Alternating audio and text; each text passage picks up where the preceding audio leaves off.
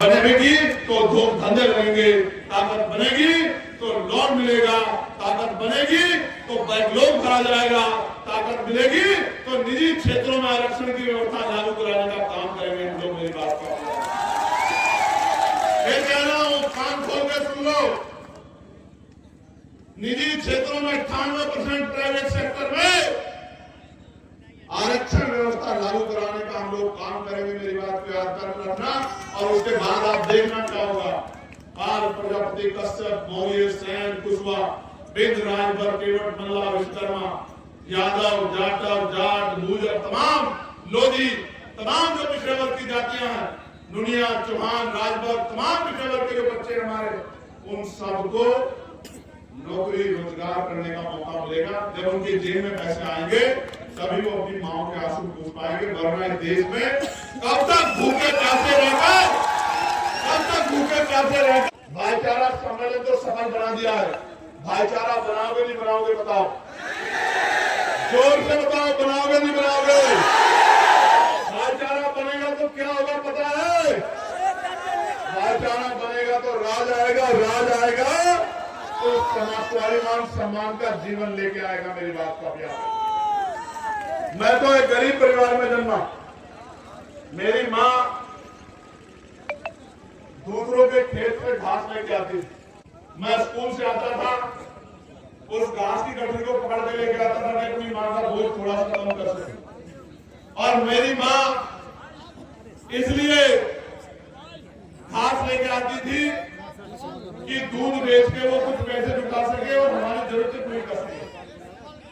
आज भी हमारी माएं बहनें बहुत बड़े पैमाने पे खेत ना होते भी खेतों में जाके घास लाके दूध बेच के अपने घर को चलाने का काम करती हैं। मैं ऐसी मातृशक्ति को यकीन करता हूं। मैं उस मातृशक्ति की हिम्मत को दाद देता हूं। लेकिन मैं अपनी माँ बहनों से कहना चाहता हूं, वो दिन दूर नहीं कि किसी के खेत में मेरी माँ बहनों को जाने की जरूरत नहीं पड़ेगी। राज आ जाएगा तो इस सारी सरकारी जमीन का बंटवारा करके गरीबों में बांटने का काम करेंगे।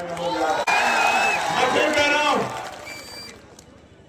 भले ही आपके पास नहीं आता, भले ही आपके घरों पर नहीं पहुंचता हूं, भले ही आपके हाथ में मिला पाता हूं, लेकिन वचन देके कहता हूं, अगर आंदोलन आगे बढ़ता रहा और आपने सहयोग आशीर्वाद वोट के रूप में दिया तो वो दिन दूर नहीं कि हर घर में चंद्रशेखर काम के रूप में आएगा, आजाद समाज पार्टी काम के रूप में आएगी। जब आपके बच्चे को रोजगार मिलेगा, जब आपके घरों में सुख सुविधाएं आएंगी और जब आंसू आएंगे तो वो खुशी के होंगे इस बात के, इस बार हमारी ताकत बनेगी, हमारी ताकत सफल होगी। इस ताकत को रोकने के लिए बहुत सारे लोग लगे हुए हैं, इस ताकत को रोकने के लिए। और वो ताकत मेरी नहीं रोकना चाहते, वो किसी ताकत रोकना चाहते हैं, वो आपकी ताकत रोकना चाहते हैं, वो आपको कमजोर करना चाहते हैं। वो ये जानते हैं कि अगर उनकी ताकत बढ़ेगी तो उनके यहाँ मजदूरी कौन करेगा। मेरी बात को आप याद रखना। उनके बर्तन कौन बनाएगा, उनकी चटाई कौन बनाएगा, उनके खेतों में काम कौन करेगा। तमाम तरह के जो उनके अपमान का जो काम करना पड़ता है वो कौन करेगा। उनके सफाई का काम कौन करेगा, सीवर में कौन उतरेगा, मैला कौन उठाएगा। इसलिए कह रहा हूं, नौजवानों को कह रहा हूं, खूब पढ़ो, ज्ञान में किसी पीछे मत रहो, एक रोटी कम खाओ जो गाड़गे जी महाराज कहते थे, लेकिन पढ़ो और पढ़ाओ, ज्ञान हासिल करो, शिक्षा हासिल करके रोजगार की तरफ को बढ़ो, अंधविश्वास पाखंडवाद को छोड़ो, भाईचारा बढ़ाओ और संवैधानिक रूप से संघर्ष करके ऊंचे ऊंची कुर्सियों में पहुंचो। और उन कुर्सियों में पहुंच के अपने गरीब कमजोर लोगों का हाथ पकड़ने का काम करो, उनके आंसू पोंछने का काम करो। मैं और आप एक हैं। मैं भी इसी परिवार से निकल के आया हूं, जिन परिवार से आप निकल के आए।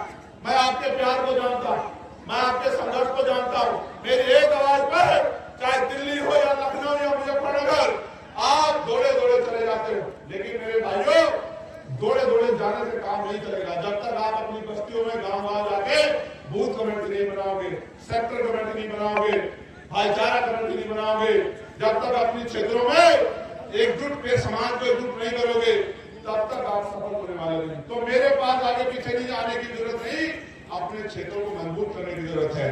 बूथ जीतेंगे तो विधानसभा जीतेंगे, विधानसभा जीतेंगे तो राजकाज बनेगा, और राजकाज बनेगा तो आपके अधूरे सपने पूरे होंगे, आपकी जेब में पैसा आएगा। और जिस दिन आपकी जेब में पैसा आएगा, फिर मैं कहता हूं जितनी मोटरसाइकिल मैंने यहां से वहां तक देखी, मैंने कहा था सौरभ से गाड़ी में बैठ के कि ये जो मोटरसाइकिल पे आया है ना, ये मेरा वो भाई है जिसको आंधी तूफान भी मुझसे दूर नहीं कर सकता। मैं इसकी ताकत को जानता, जिसको ना सर्दी की फिक्र है, जिसको ना गर्मी की फिक्र है, जिसको बरसात की फिक्र है, ना आंधी तूफान की फिक्र है। मगर मैं फिर कहता, आप तो मेरे लिए इतना करते हो, अब मेरा नंबर है कि हम सब लोग भी आपके लिए कुछ करें। लेकिन तब काम तब आगे बढ़ेगा अगर अकेला इंजन जोर लगाता रहेगा तो स्पीड नहीं बढ़ेगी। समझ रहे हो नहीं समझ रहे हो? देखो, चुनाव का समय आ रहा है, जिला पंचायत का, प्रधानी का, क्षेत्र पंचायत का। लाल, पीले, काले, गुलाबी, नारंगी बहुत आएंगे आपके बीच में।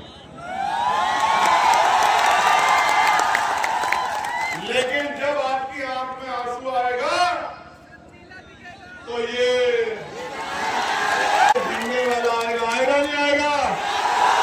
आएगा नहीं आएगा? तो ये लाल, पीले,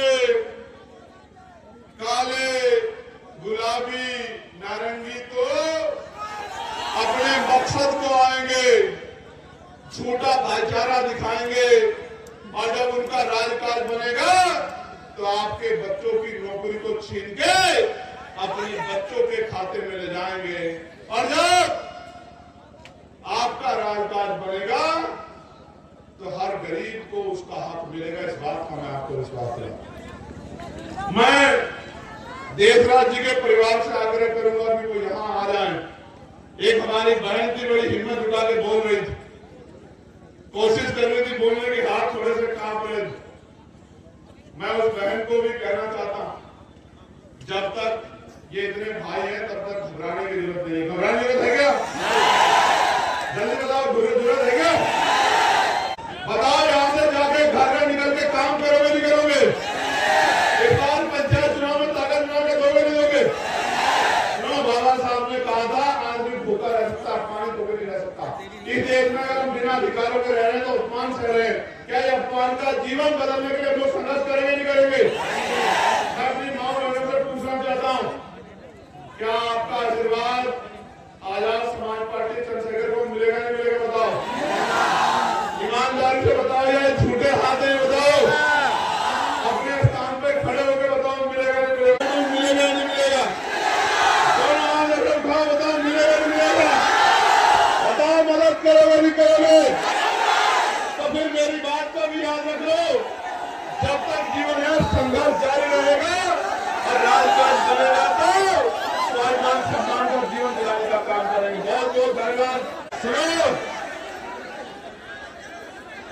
नौजवानों का जोश अच्छी बात है, लेकिन होश भी रखना है। रखना नहीं रखना है? जय भीम, जय भारत, जय मंडल, जय संविधान, जय जोहार। आवाज दो, आवाज दो। प्यारे साथियों, समय आ गया है, घर से निकलो और अधिकार छीन लो, संघर्ष करके छीन लो। बहुत बहुत धन्यवाद। जय भीम, जय भारत, जय संविधान।